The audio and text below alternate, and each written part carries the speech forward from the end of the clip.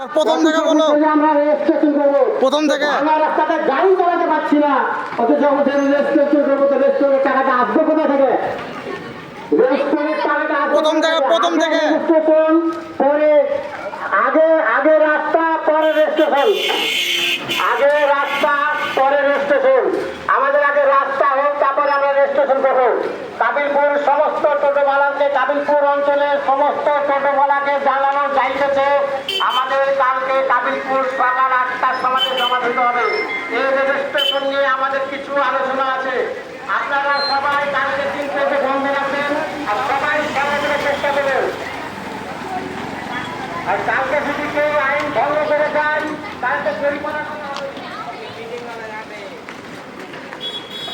রাস্তা চাই, রাস্তা চাই, আগে রাস্তা পরে রেজিস্ট্রেশন, এই দাবিতে আমাদের